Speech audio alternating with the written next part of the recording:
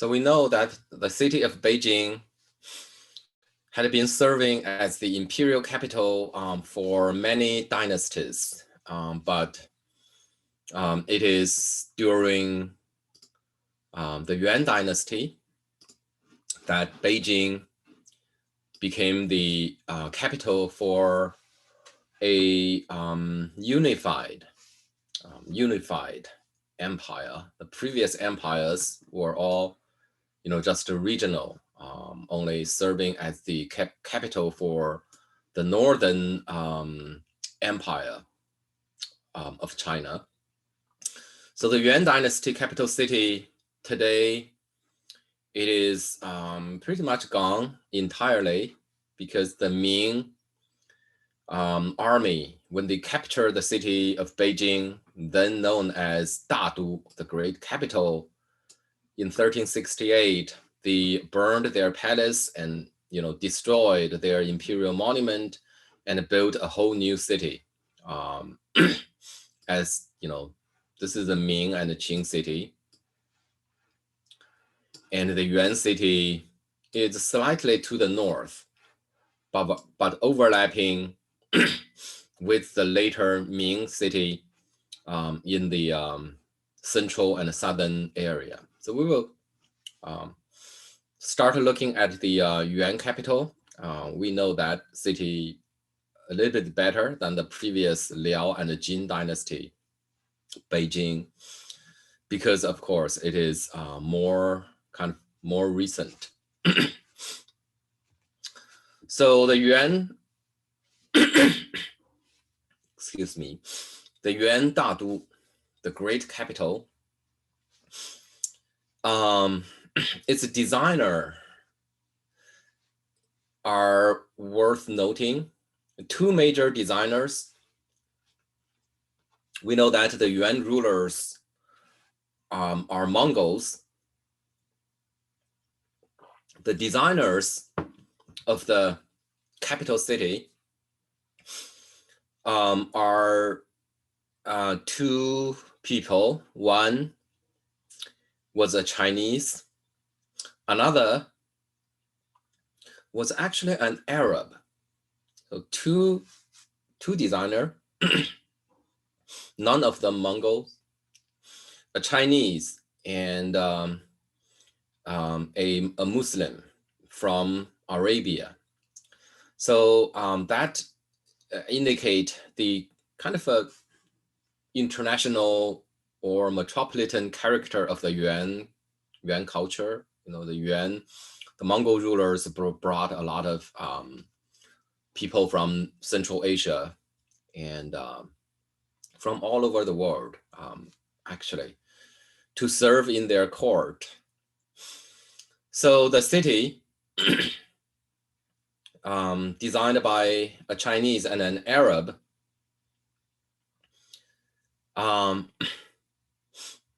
serving the capital for a Mongol regime, surprisingly, or maybe not surprisingly, looks more Chinese than any other capital city designed by a Chinese emperor.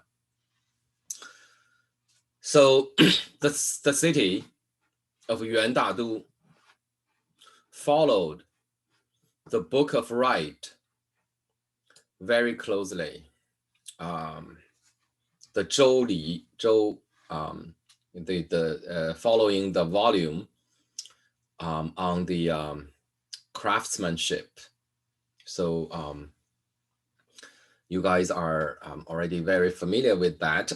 We know that the city of Chang'an during Tang Dynasty followed the Book of Rites pretty closely, but still not as close as the Yuan Dadu. For example, the Yuan Dadu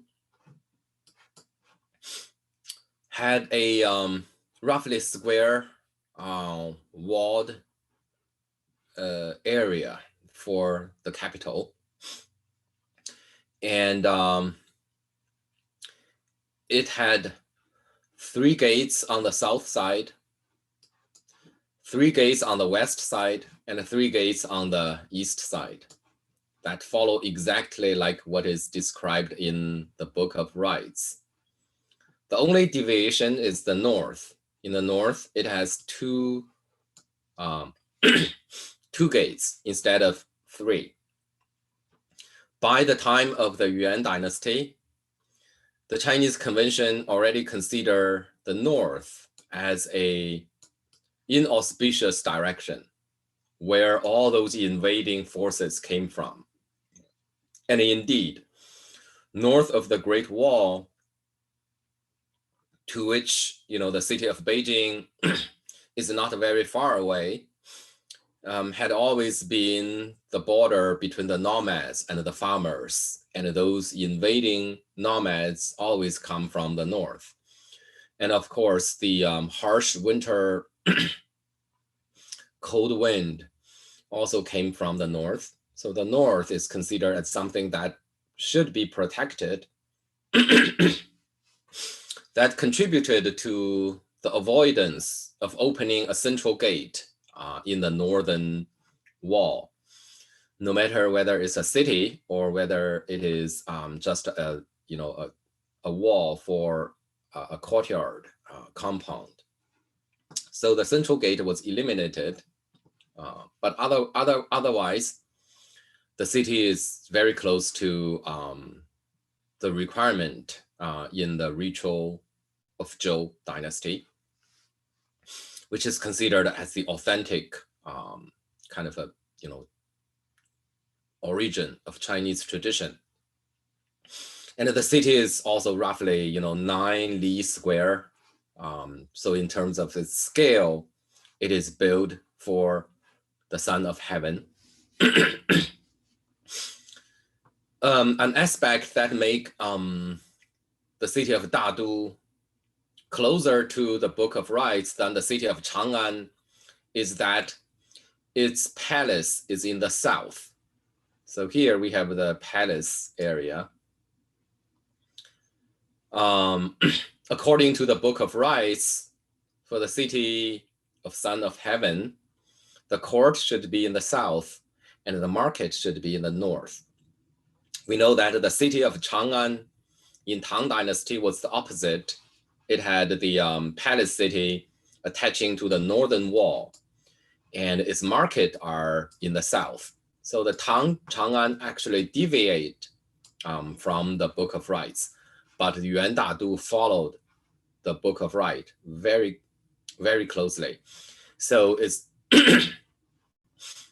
it's the headquarters for the imperial court is located in the south, while the markets are located in the north, especially around the an area that is called the Drum Tower. So there is a Drum Tower here, right to the north of the imperial city. That is the market area. So market in the north, the court in the south. It also followed the Book of Rites in the construction of ancestral temple on the east side of the central axis, and the national shrine known as the shrine for the gods of earth and grain. So the Yuan Dadu is also a heart model city, right? So it's kind of concentric. So we have the palace city.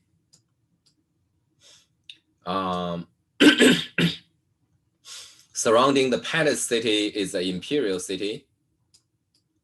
And surrounding the imperial city is the city in general, the general city.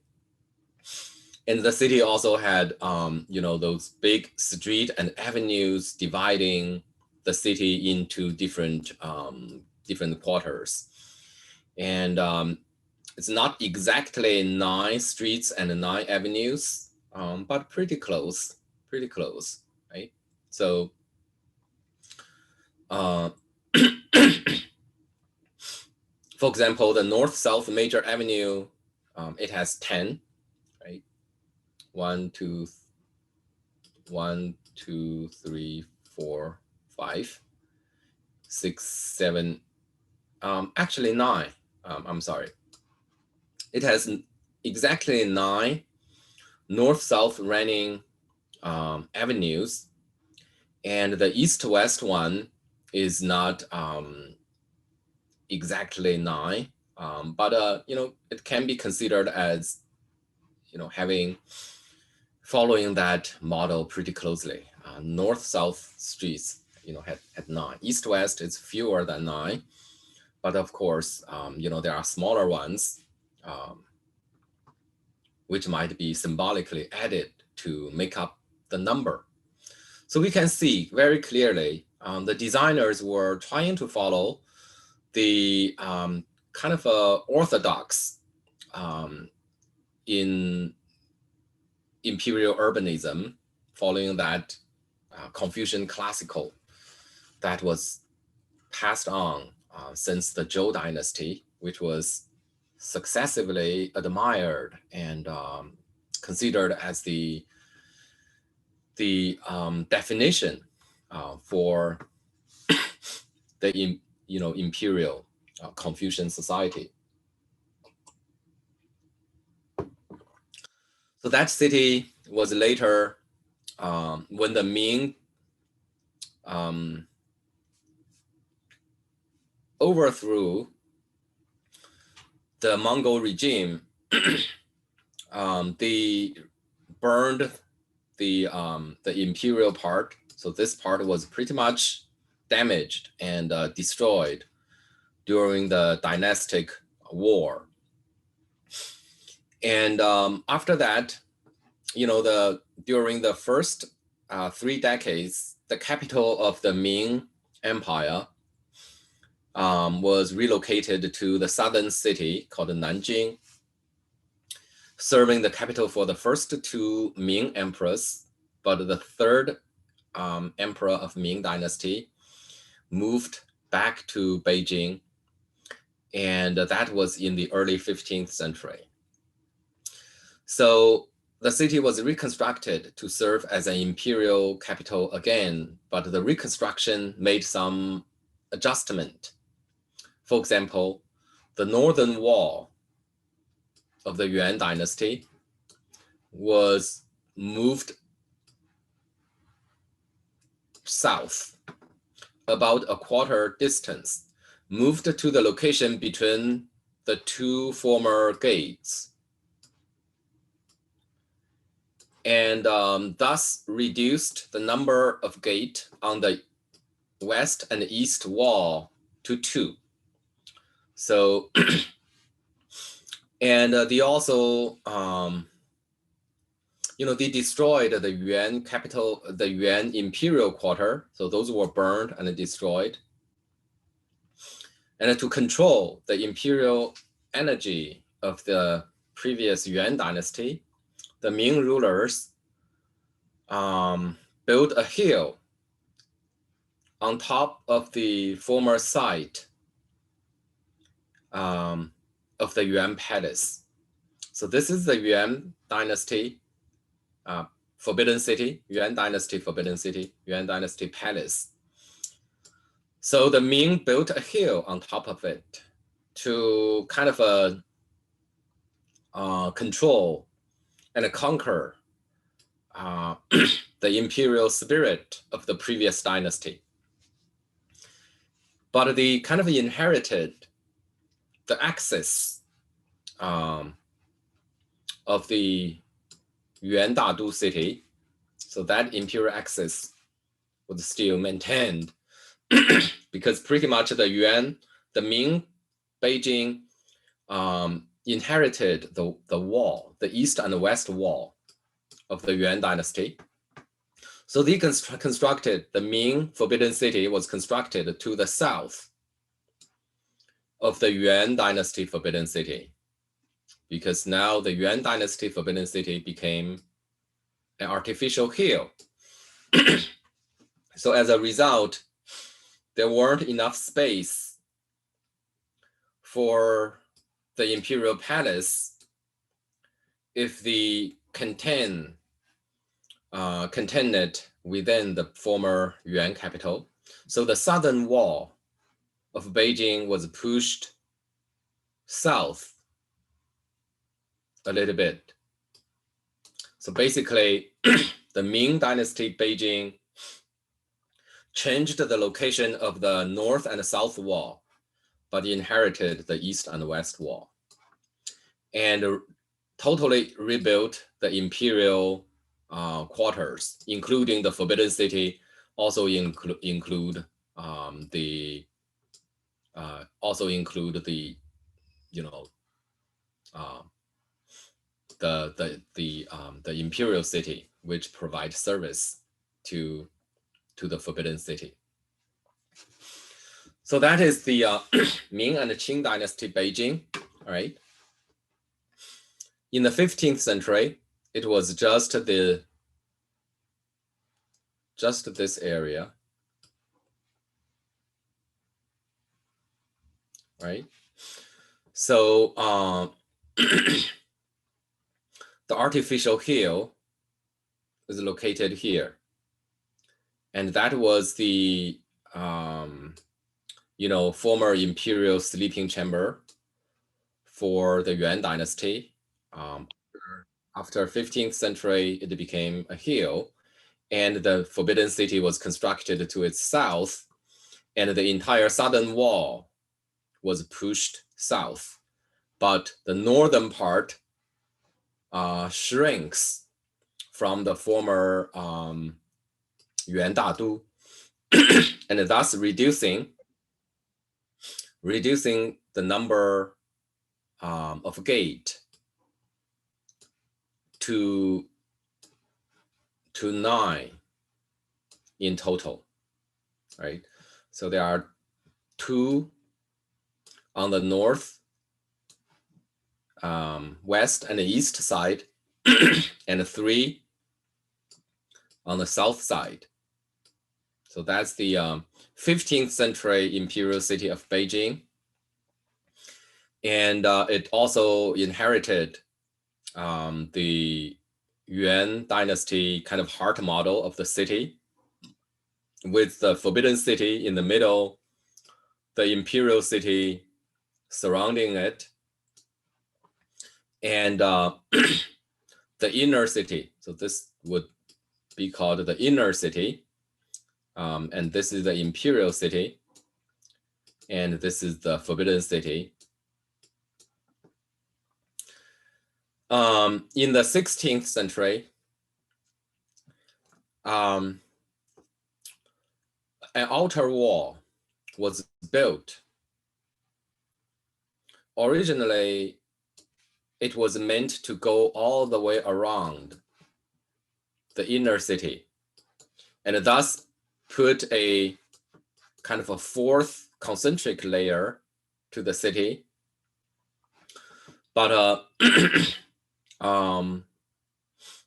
the shrunk imperial kind of resource, as well as the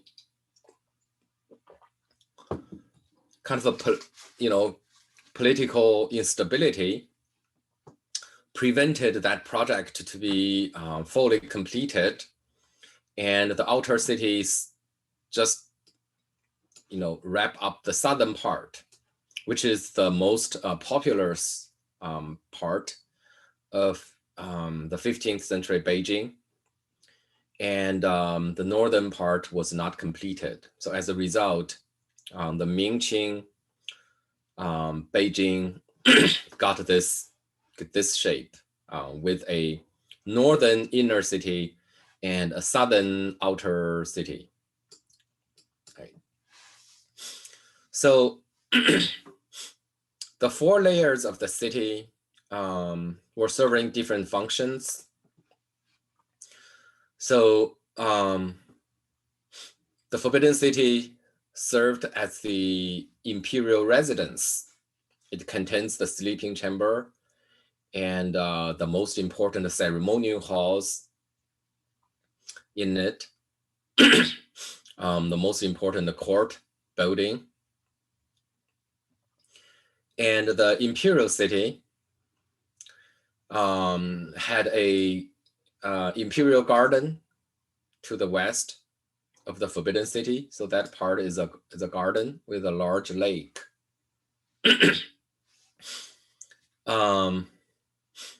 And the rest of the areas provide a service to the court and the imperial family. For example, there are imperial stable to raise horses for the imperial ceremonies. And there were also all kind of workshop that only serve the court. And there were also kind of buildings and headquarters for very few retired eunuchs who were trusted by the emperor, honored after they retire from their service, and they were allowed to live in the imperial city. And those eunuch, of course, they were servant in the imperial household. So that imperial city is just providing direct service to the Forbidden City. And then the inner city was more for the elite. Those princely palaces were constructed in the inner city. So those are like the compound for the princes. And as well as some major ceremonial buildings in imperial temples and national shrines were located in those areas. And the southern part was more for the kind of lower class, and it was less populated. The southern part remained rural throughout the Ming and Qing two dynasties. And there were some areas pretty much used as cemetery. So there were a lot of cemeteries in the southern end of the outer city. In the Qing dynasty, because the Qing emperors who conquered China in 1644, the Qing rulers were Manchus from Manchuria. They were also not Chinese. When they captured Beijing, they drove all the Chinese out of the inner city. So during the Qing dynasty, the inner city became a Manchu city. So only the Manchurians were allowed to live in the inner city, and thus the outer city became also known as the Chinese city. So the Han Chinese during the Qing dynasty all lived in the outer city, while the inner city was reserved for the Manchu masters, so who conquered China. But that kind of a more elite status of the inner city and kind of a more lower class outer status of the outer city continued, was pretty much maintained.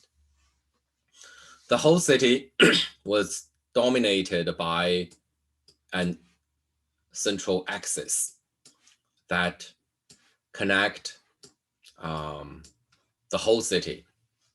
The entire 4 layers of the city of Beijing were unified by the north-south axis. So it connects the main gate for all 4 layers. The main gate is the south gate. There's a south gate of the outer city, which is called Yongdingmen, the gate of eternal stability. And the south gate for the inner city, and that is called Zhengyangmen,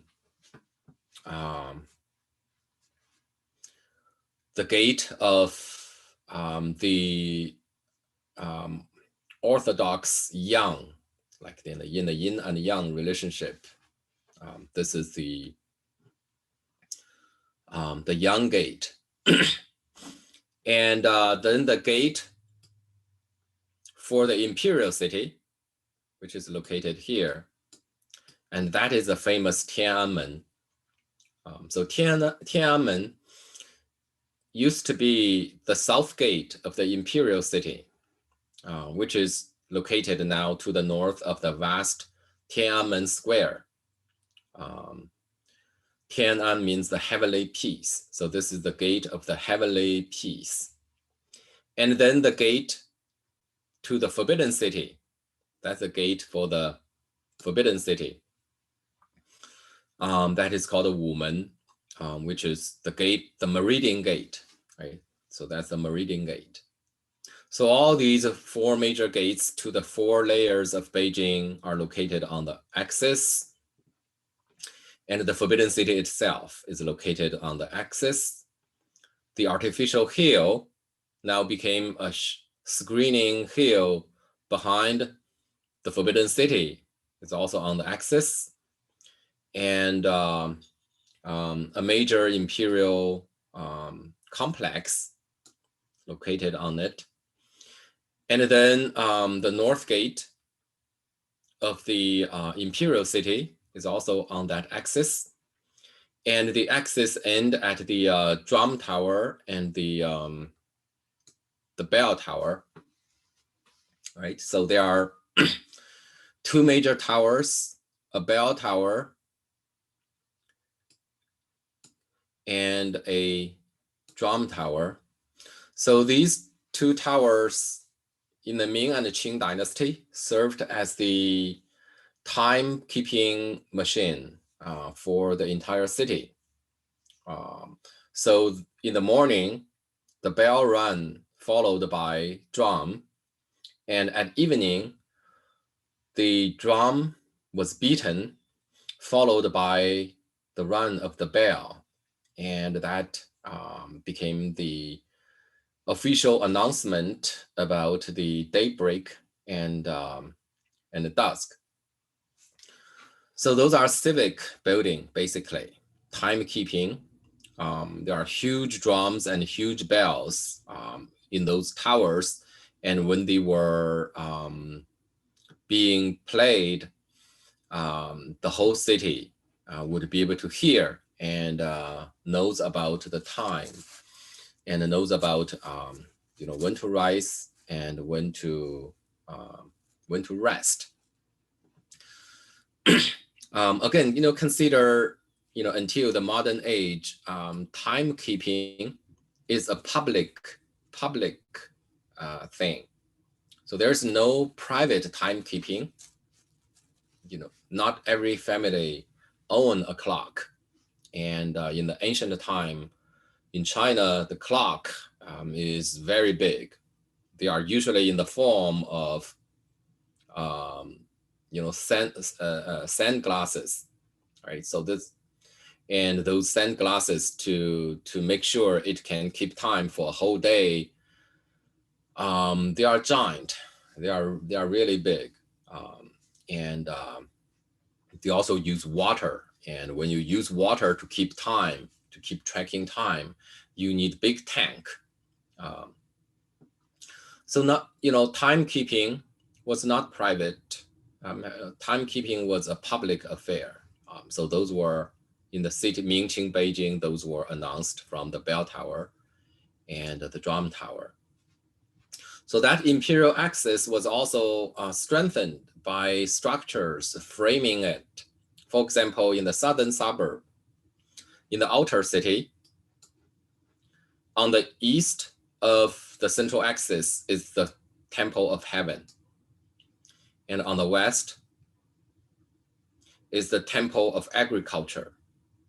So that is a temple dedicated to the legendary founder of the of agriculture, which was the backbone of traditional Chinese economy before the 20th century.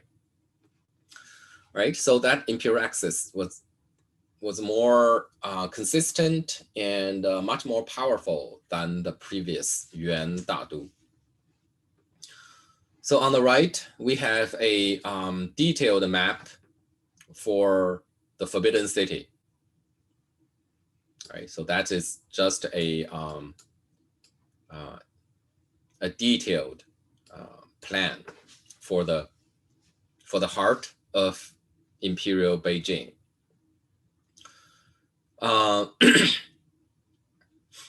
So that that's called the Forbidden City, right? That's the Forbidden City, which is basically the palace city. It can be clearly divided into 3 sections,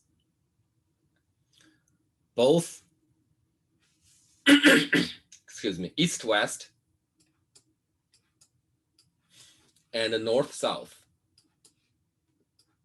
right? Into 3 sections. North-south, located to the southern part. So this part, this is the court. All right, this is the court. It is nicknamed the 3 Frontal Hall, or the 3 Great Frontal Hall, because there are 3 major halls elevated on a high platform. These are for court hearing, for ceremonial purposes. And then there are the so-called 3 rear halls. This courtyard, there are also 3 buildings. These were the sleeping chambers for the emperor and empress, or the symbolic sleeping chambers for the emperor and empress. So, and then to the back is a small garden. So along the central axis in the Forbidden City, it is following very closely to the prescription in the Book of Rites. According to the Book of Rites from the Zhou Dynasty, the Son of Heaven should be living in a palace with 3 court halls, and that 3 court halls should be preceded by 5 gates.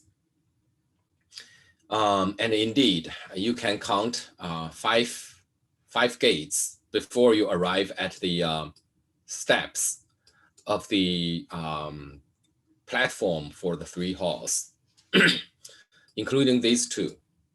So these 2 are gates, right? So that's a gate, and that is another gate, and there are more gates to its south. So if you start from the gate to this is later became known as the Frontal Gate, the Qianmen, previously known as the Zhengyangmen, or the Gate of Orthodox Yang. And so that's 1. And then the Tiananmen, the Gate of Heavenly Peace, that's the 2nd one. And then there's another gate in between, that's called the Dynastic Gate. So if you add that 3 to the Meridian Gate, and then the gate immediately to the courtyard, you have exactly 5 gates before you arrive at the 3 court building. So that is pretty closely following the Book of Rites that was written, more than 2,000 years before the founding of the Forbidden City. That indicate how closely the environment for the Son of Heaven were carefully observed for the following imperial dynasties in China. And behind it are the the sleeping chambers, they were constructed pretty much to follow the Book of Rites, because the emperors rarely sleep in these chambers. So they were following also the Book of Rites, which prescribed that for the palace of the Son of Heaven, the court should be in the front, which means in the south. And then in the back should be the sleeping chamber. So here we have the frontal court and the back bedroom, or sleeping chambers or bedrooms. They were constructed to fulfill that requirement as prescribed in the Book of Rites. But the emperor almost always sleep in one of those smaller courtyards on the side, where the multiple consorts of the emperor actually lived, right? And even those are following the number of those in terms of design, the number followed the Book of Rites.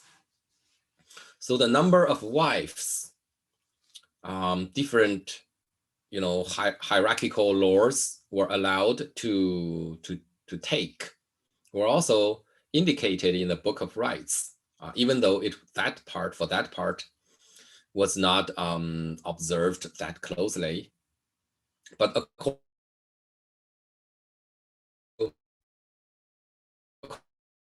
I have one major wife, and that is the queen or the empress. And in addition to that, he was allowed to have 12 consorts, right? So there were 6 smaller courtyards constructed on either side of that rear 3 hall. And again, not all emperors in the Ming and the Qing dynasty had 12 plus 1 wives, and many of them had more than 12, more than 13. Some of the short-living emperors had less than that number. But architecturally, 12 separate courtyards were constructed on either side. And that is also pretty much constructed to fulfill the prescription in the Book of Rites. So you can tell this is a very, very kind of formal city, very ritualistic city. It was constructed not according to the needs, but according to an ancient authority. Same as the garden. The garden should be located in the back and to the north of the sleeping chambers, and that is also a requirement in the Book of Rites from the Zhou dynasty, right? So that's the kind of a 3-part division following the north-south direction. The front court, the middle, the back sleeping chamber, and then a garden still to the back. East-west direction can also be divided into 3 sections. In the middle, we have that central axis with the ceremonial halls, and on the west, to the west and the east, are those cabinets that house the major imperial state machine, including the Western Quarter. Eventually later became a famous publishing house because it was specialized in making those imperial edition of classics. So that became a very famous imperial publishing house, the Wu Ying Dian. And then to the back, the two sides had been serving as the residential and entertainment quarters for Empress Dowager, for the Crown Princes on the east and Empress Dowager on the west, and smaller chambers for the lesser consorts of the Empress, and also some additional functionality. For example, the imperial kitchens, and there's also a theater and some religious architecture, and those were located on the two sides during the Ming Dynasty. And then during the Qing Dynasty, the eastern part was reconstructed in the 18th century to serve as the palace to the retired emperor, which didn't happen very often in Chinese history, because Chinese emperor almost always occupy the throne until they die. But occasionally there were some emperors who retire and voluntarily abdicate and give the throne to his son. So we will pretty much focus on the central area and look at it in some detail. So the Forbidden City and the imperial axis created a huge kind of spine for the city of Beijing, and that is the Forbidden City. It is enclosed by a moat, a very regular moat, right?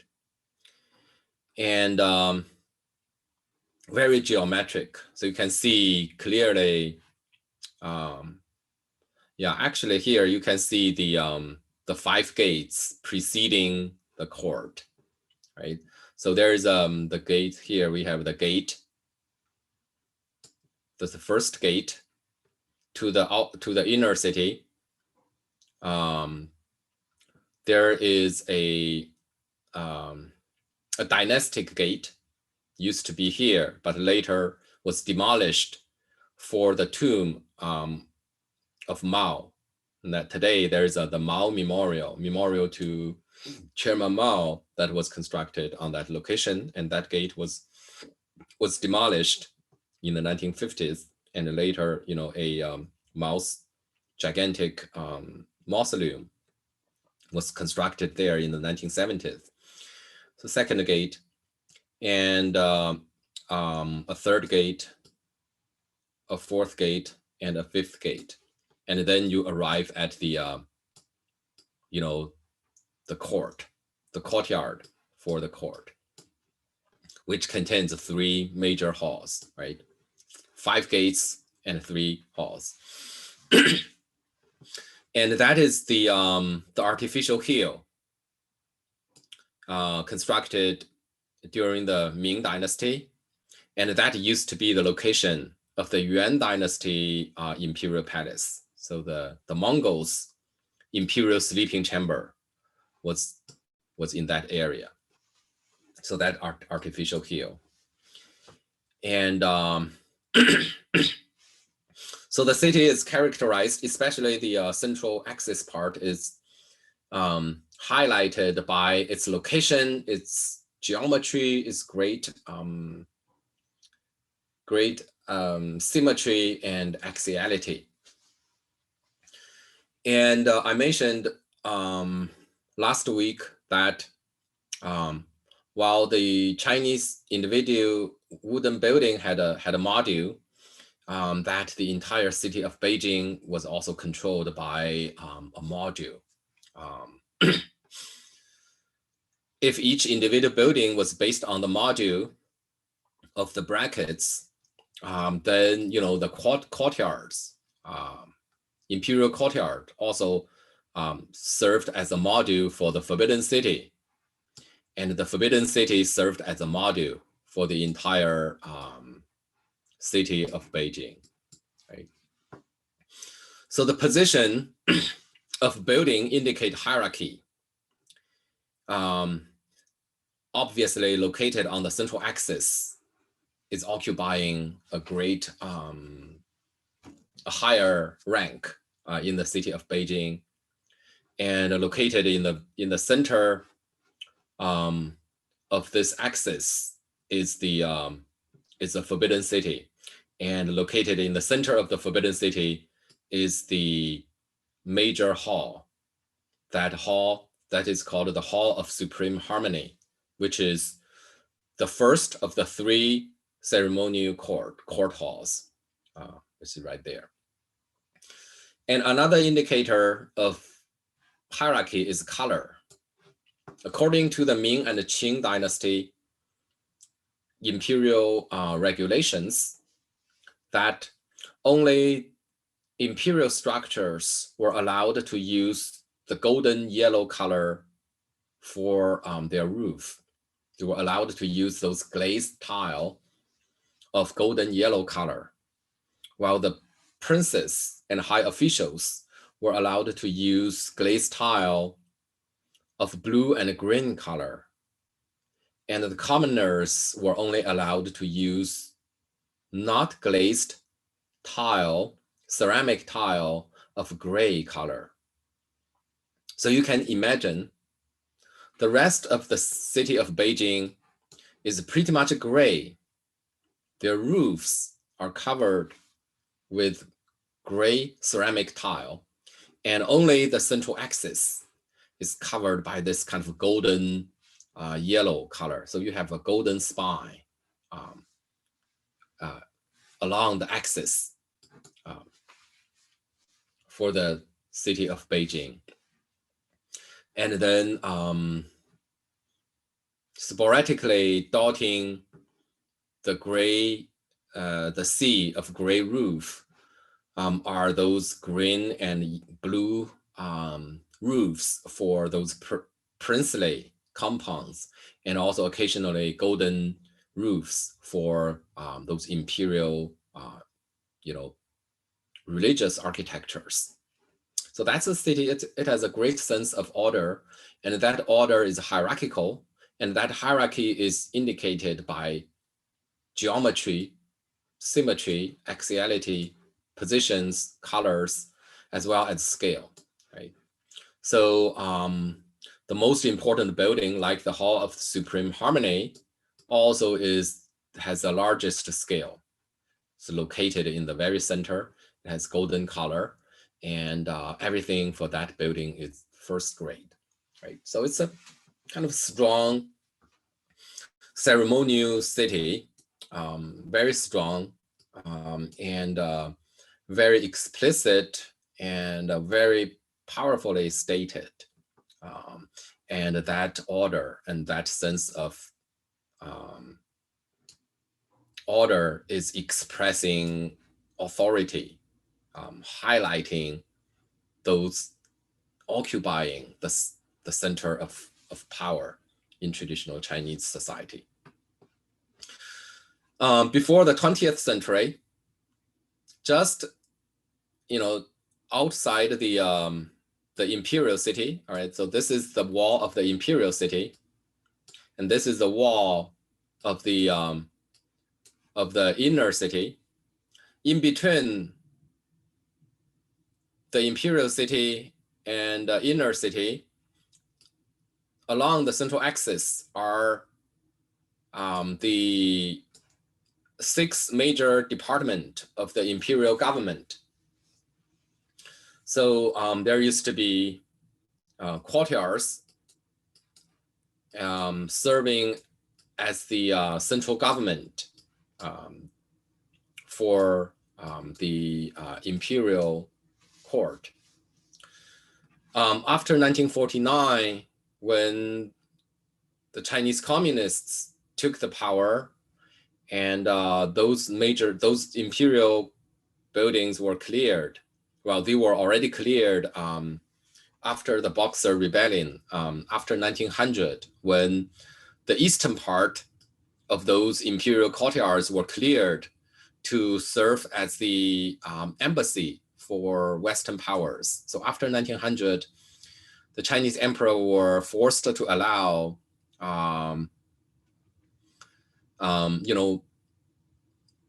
those government of Western powers to establish formal embassy in Beijing, and this area was ceded to be like a country within a country to have their self-governance following the foreign law, and those became the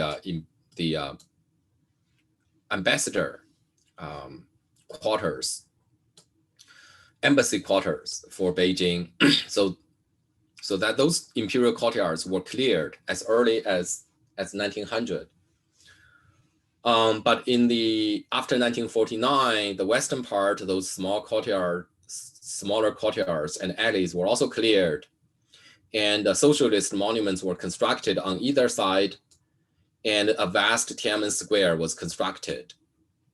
And then in 1976, the Mao's tomb was constructed there. So those were pretty much a 20th century, heavily reconstructed in the 20th century. So there's nothing imperial to see anymore for those areas, but the within the Tiananmen Tower, those were still pretty much survived from the imperial age.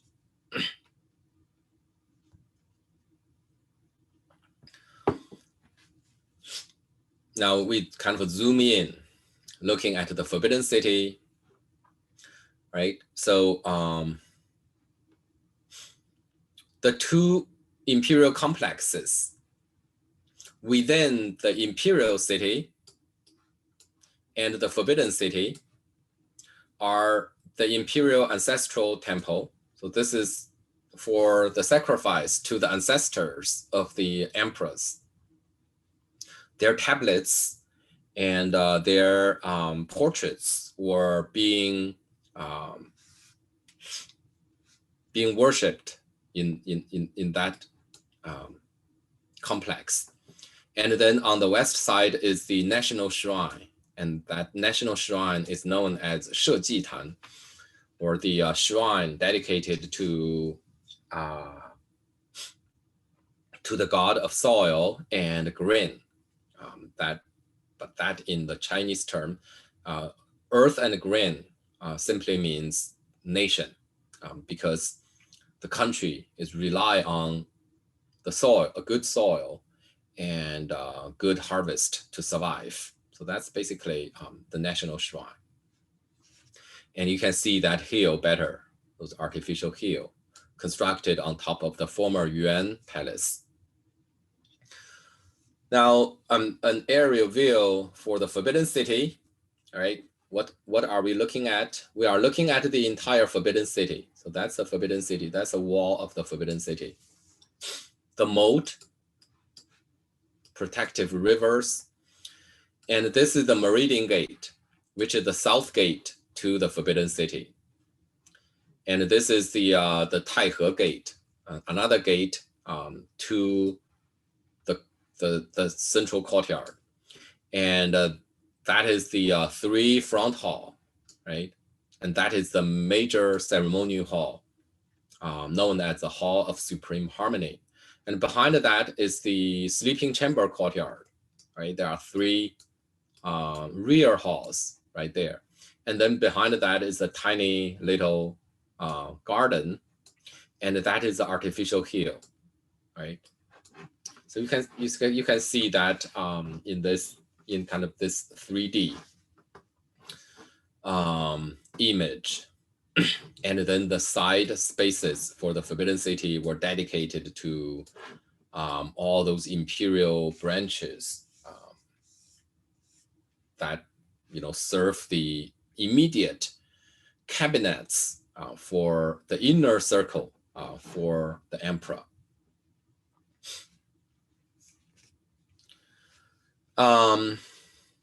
This is the area outside the Hall of Supreme the Hall of the Gate of Heavenly Peace, right? So that is the imperial city, and that is the forbidden city. And here, this is the Tiananmen Square, and this used to be the courtyards for the imperial governance. But after 1949, the Great Hall of the People, which is basically the Chinese Congress, were constructed on the west side, and on the east side is the National Museum. This is the Mao Memorial. It used to be the location of the second gate. All right, so this is the first gate, the gate to the inner city. But behind that, there used to be a second gate, and that is called the Dynastic Gate, right? So that gate is called, that is a Zhengyangmen. So Zhengyangmen is still standing, although, you know, the walls connecting them and the rest of the city had disappeared in the mid 20th century. But behind that, there used to be another gate, the Dynastic Gate. Why is it called a Dynastic Gate? Because during the Ming Dynasty, it was called Da Mingmen, or the Gate of the Great Ming Dynasty. And during the Qing Dynasty, it was called Da Qingmen, or the Gate of the Great Qing. So each dynasty will name that gate according to the name of the dynasty. During the Republic period, it was renamed the Zhonghuamen. You know, before 1949, that gate was still standing, but it was renamed the Zhonghuamen. Zhonghua means the, you know, China, right? It's just a kind of a more a nicer way to say China, called Zhonghua, Central Flowery Country. So that's kind of a dynastic gate, but you know, after the communists took over, the gate was simply demolished, and after Mao died, his giant mausoleum was constructed there. So that's a 1976 building, and the rest of them are from the imperial age, along the central axis. So that's before the communist revolution, and that's the dynastic gate, right? And you can see those, you know, divisions and small courtyard and alleys. But you know, after 20th century, mid 20th century, all those were cleared for the vast empty square and those socialist monument. And in this image, so that is the Tiananmen, all right, the gate of heavenly peace. And today, with all those imperial smaller structures erased, it became a face facing the vast square. This is the map of the before the socialist revolution, right? Smaller courtyards, and the Frontal Gate, the Dynastic Gate, the Tiananmen Gate, and so today, you know, those are all gone, and a vast square was created here. And after 1976, Mao's mausoleum was constructed right there. Okay. So this is what it looked like today. The Tiananmen Tower used to be the gate into the imperial city. Now it became a facade facing the vast empty Tiananmen Square, and Mao's portrait was put there, conflating the face of the leader with the face of a building, and it is expressing authority and power, no less powerful than those hierarchical expression in imperial architecture. So the rest of the slides, we are going to follow this slide to basically walk through the central axis, right? So this is the moat. So we are kind of standing here, looking at. No, sorry, not there, not there. Let me erase that. Should erase because that's wrong. We are standing. That's the Tiananmen Tower. So we are standing here, looking at that way.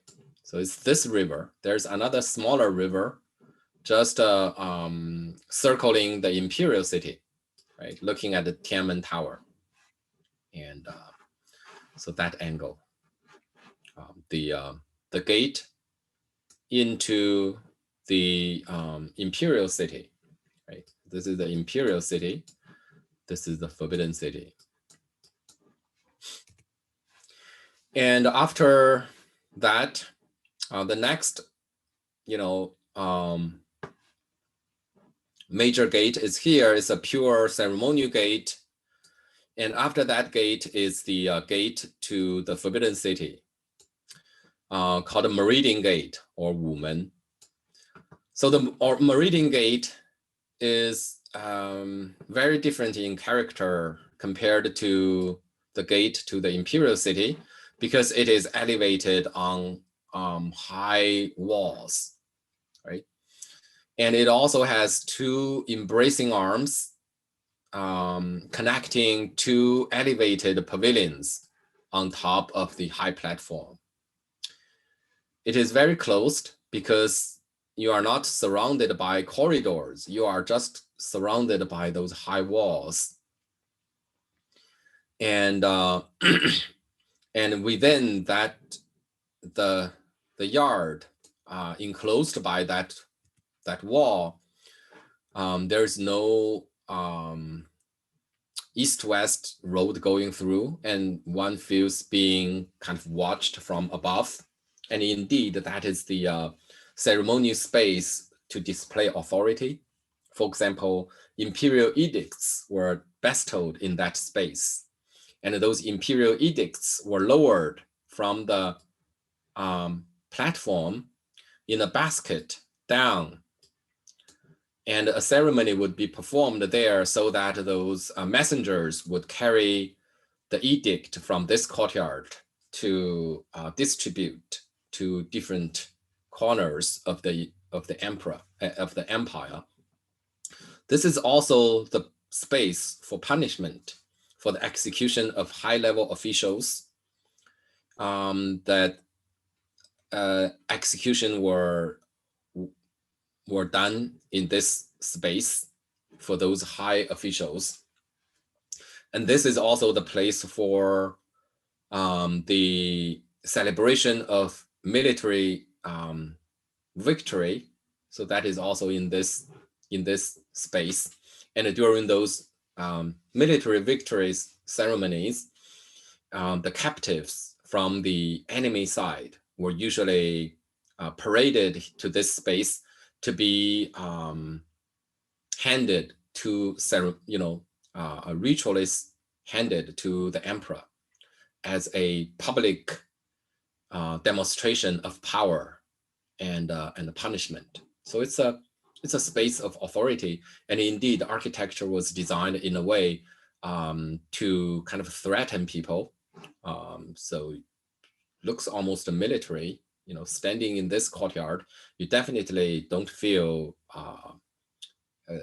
a friendly environment, and you feel being dominated, being watched. Those dark area high above seems like there were 1,000 eyes behind those dark spaces watching down, and you must behave accordingly and discipline yourself in a space like that. And indeed, those space, what happened there would also make people aware about the power and the authority of those imperial rulers. So that's the gate to the Forbidden City. It's an expression of power and dominance. And the woman, the Meridian Gate, clearly is modeled after the Tang Dynasty. Tang Dynasty Han Yuan Dian, all right, the gate to the famous Damingong, the palace of the great brightness, right? So that's a reconstruction drawing to the Tang Dynasty palace, and it has a central building elevated on platform and two embracing arms. And in the Tang Dynasty, they are in the form of 3-section queue. And in the Ming and Qing Dynasty, it was simplified into just one big pavilion elevated on top of the platform. And there's the most important difference is here, there's no stair that allow you to climb up to that building. You have to go through below. So in that sense, the Tang Dynasty gate, even though it was grand, it has a greater sense of welcome. You feel welcomed in that space, because instead of being confined within the space surrounded by walls, you were allowed to climb up that stair. And when you climb up that stair, you are not surrounded by solid wall anymore. You can see those corridors, and they are open, and you are getting closer and closer to that the base under the roof, rather than being trapped under those heavy walls here and forced to go through a small hole underneath, right? So they are similar in form, but in terms of spatial experience, they are very, very different. The Tang Dynasty gate shows a more friendly and welcoming environment, while the Ming and Qing Dynasty Meridian Gate has a greater sense of authority and expression of power, and that power was expressed in the form of punishment, kind of associated with punishment. And a close up view of that wall. So imagine, this is the human size. Imagine you stand in this space. Those open space are so high above, they seems threatening rather than welcoming. And imperial power were also, of course, expressed in hierarchy. The gates were painted red and decorated with gold, and the doors for imperial palaces were allowed to have those golden nails, 9 by 9, 9 columns and 9 rows on each door.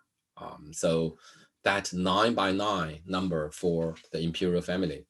And then the using application of dragon pattern to decorate architecture was also an imperial privilege. So only the emperors were allowed to use dragon to decorate their building. And this is the gate, all right, the Taihe Gate, which is this gate. Before you arrive at the central 3 halls, you have to go through another gate. And that gate has a hip and gable roof, right? Remember that hip and gable is not the highest level gate, not the highest level roof, hip and gable. The building behind it is Taihe Dian, or the Hall of Supreme Harmony, and that is the climax. It is the highest rank. Its hierarchy was expressed in many different on many different levels. For example, it is elevated on top of 3 layers of platforms. And 3-layer platform is the highest level for platform, built with white marble. It also got pure hipped roof and a doubled, double eave pure hip roof, and that is also the highest possible roof style. It got a 9 bay, 9 by 5 bay, and a 9 by 5 bay is a specific number of bays for emperor, for the son of heaven, right? So it has 9 bays plus a peristyle corridor, right? So if you count 11, but only the middle 9 are considered a bay, and that is part of the corridor. So enclosing the whole building. And it is also the largest building and the tallest building within the Forbidden City, right? So that is the absolute dominating building for the entire Forbidden City, and for the entire Beijing city, and for the entire China during the imperial period. So it's decorated with dragons all over. Everywhere you find the dragons on the stair, in the imperial in the interior, on the throne, and inside the Hall of Supreme Harmony, there's nothing but a throne, throne. So there's just one seat, and that is the dragon seat for the emperor. So in another word, in this building, no one except for the emperor sit. Everyone else stand. And it is a vast interior space, but with only a seat in the middle. No other furniture, just a seat surrounded by huge empty space. That's the seat. Right? So it has additional elevation steps leading to that seat. So the space is also kind of expressing that authority and that power. And then the dragons, are everywhere.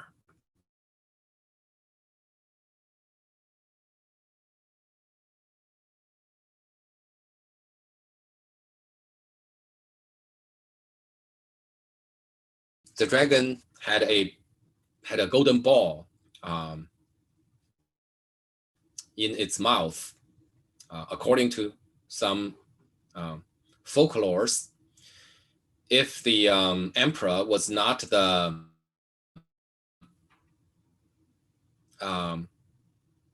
authorized son of heaven, by God, then the mouth of the dragon would open, and that ball would drop to crush and kill the fake son of heaven. And it never happened.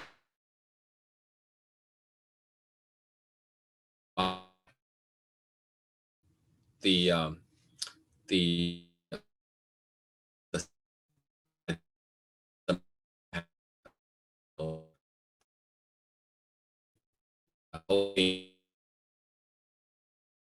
and divine authorization for rulership can be observed in folklores like this.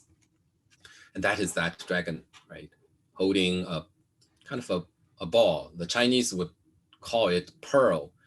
And that's a giant pearl, held in the air by the mouth of that crouching dragon. And in each of those small squares in the ceiling, there is a dragon, two-dimensional crouching dragon, just like that. So dragons are everywhere. That's a symbol of the emperor, And this is a picture looking from the platform here, looking to the south. So you see the different layers of the gates, and that is the Meridian Gate with its two kind of embracing towers. The frontal three halls, are three of them. This is the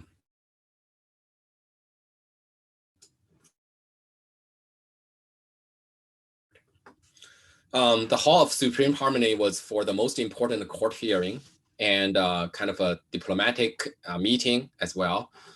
And the central building was for the emperor to dress him up before he appeared in that ceremonial building.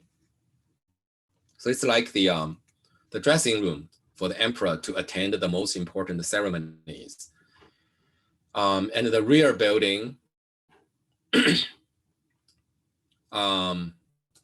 was a building for the imperial exam, the highest level imperial exam, and that happened in that building, right? So the high platform, the detail of those high platforms. And after that is the gate leading to the sleeping chamber. This is the gate to the sleeping chamber. And here there are also three buildings, and this is the first one. It is called the Qianqing, or the palace for the heavenly purity. So you can see the hierarchy is already ranked down.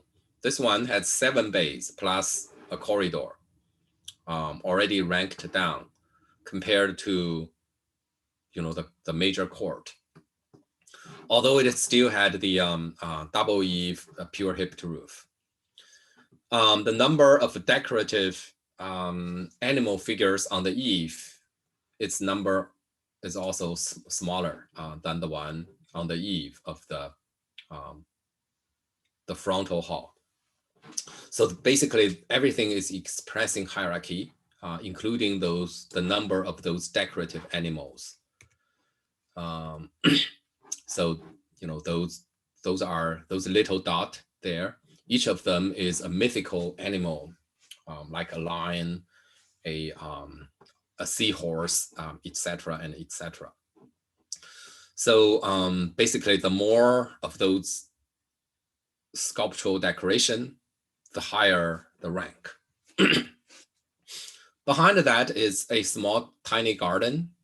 And this is the only place with trees along the central axis in the Forbidden City. So, and it is tiny. In the middle is a Taoist temple. There is a little Taoist temple in that garden. You know, garden is associated more with the Taoist philosophy, and the Taoist temple was constructed there. In that tiny small area with trees, the rest of them had very few trees, like along the central axis, like in the front 3 hall, there is no single tree. Same as the formal ceremonial sleeping chambers. So these are pretty boring spaces. You know, it's not a space for living, not space for life. It is a space for ritual performance, and those ritual performance strengthens power relationship. The back garden, all right, that tiny little place with a lot of trees and some pavilions within that small garden. So we just move on. I mentioned that on the east side, in the 18th century, emperor retired and built himself a palace next to it. And that's the only place, only time when 2 emperors existed simultaneously in Chinese history. So Qianlong Emperor, after ruling for 60 years, I guess he felt pity for his son, who was already getting old and still didn't have a chance to become an emperor. So he retired voluntarily, and he lived here for the last 3 years of his life, and his son ruled along the axis, basically. So this is the main building for the retired emperor built in the 18th century, called the Ning-Shou-Gong. And some decoration. So for the Emperor Emeritus dragon, were also, it was constructed in the same for the same rank as an emperor, of course. Just to show you some other buildings in the Forbidden City, but we are not going to look at those in detail. This is a theater in the Forbidden City, right? And this is a garden pavilion for the retired emperor. So there are many, many other buildings in the Forbidden City. And we just focus on the central axis. We didn't look at the east and west side. So this is on the east side within the Ning-Shou-Gong, where there are gardens to entertain the emperor. While the central axis of the Forbidden City had very little, life atmosphere, it is in the small courtyard where the emperor actually spent his night that had more life atmosphere. So let's take a look at those areas. And this is the actual sleeping chamber for the Qing Dynasty emperor in a small courtyard on the west side of the central axis called Yangxin Dian. And its ceiling is low, and the bed does not look that terrible in a comy space like this.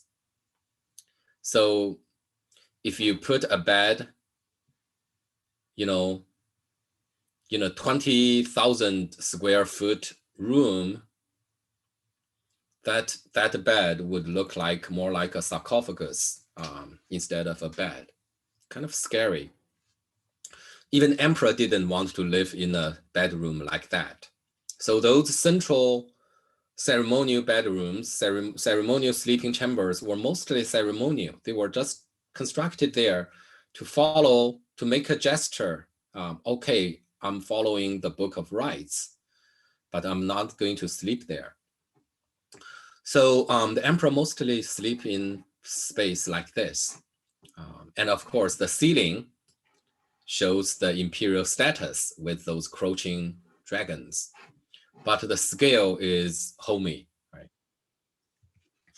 And these are the small alleys in between those. I mentioned the 12 courtyards for the 12 formal consorts of the emperors. And they are also much more cozy in terms of scale, in terms of the life atmosphere. So these are the space for life. They're much narrower, much smaller, and much more lively.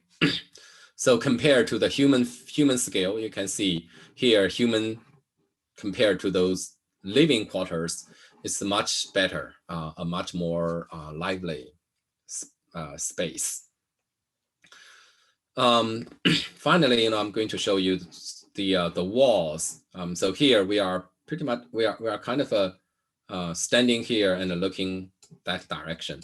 So you see the corner tower, and that is the artificial hill located on the former Yuan Palace. The corner tower had the most complicated roof, but the complexity in roof indicate a low rank. We know that the highest rank Chinese roof is a pure hipped roof, while this kind of a really complicated roof is actually representing a low rank. So it's kind of like a watchtower, showing the defensive character of the Forbidden City, protected by the high walls from the rest of the city. And now looking back at the Forbidden City from the artificial hill behind it, we are standing on the hill and looking back. So you see the north gate of the Forbidden City. You can still see the two pavilions for the Meridian City, which is the south gate. So that's the south gate. This is the north gate and the Forbidden City in between.